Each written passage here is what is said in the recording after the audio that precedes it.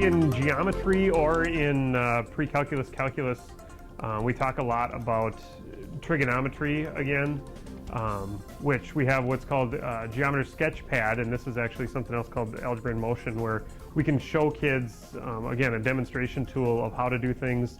On the laptops, kids can actually walk their way through something like this to construct different animations, different geometrical proofs.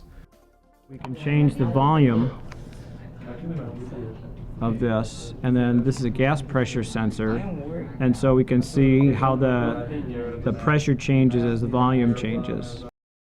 In chemistry, one of the advantages of computers and laptops is the ability to do lab simulations where kids can manipulate equipment that we normally wouldn't have in the classroom. If we wanted to shoot a piano, we can see how far that piano would go.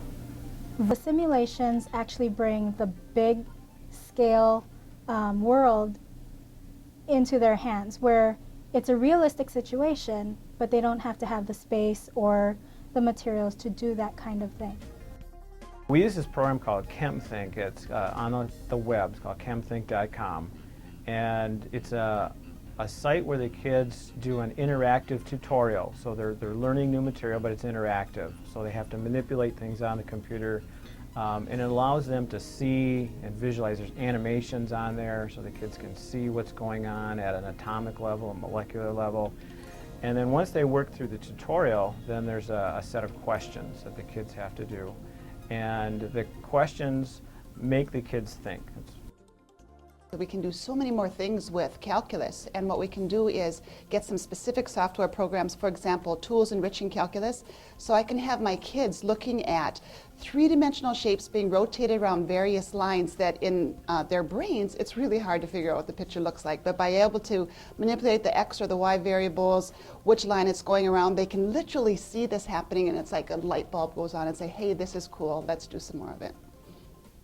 Now the lithosphere we talked is the outermost part of our planet. And right? Google Earth is great because it allows students to see more directly some of the places that previously we'd have to point out on a map, or we would just mention but students couldn't actually see. So with Google Earth it gives us the opportunity to actually, for kids to more like travel to that location. And basically what it does is it takes the world map and it puts those plate boundaries on there for us, so we can actually see where we're at. So if we're talking about, you know, the volcanic region in the Pacific Northwest that makes up the Cascade Mountains, we can talk about this whole area up here and see how it's related to the type of platonics that's going on there, which would be the convergent boundary. Or if we're talking about other places in the world, we can, you know, literally go to those locations and see where those plate boundaries are, and students can look at the type of the geology that forms as a result of that, those plate tectonics. When we adopted the laptop program a few years ago, I took it as an opportunity to do away with the textbooks so that we could keep more up to date and have more current information.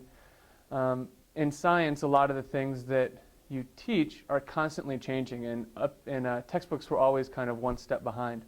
A concept map is really kind of a mind map. It's just a visual representation of the information. It's kind of a way of taking all the ideas, all the things that we have together, and seeing how they relate to one another. And so students can create these little boxes of concepts really easily with just the push of a button. You can add new concepts to any of these, and then they can type right in there what their concepts are, and they can put words on their arrows that link one idea to the next. So it really kind of forces the student to think about how ideas that we look at independently of one another actually all tie together.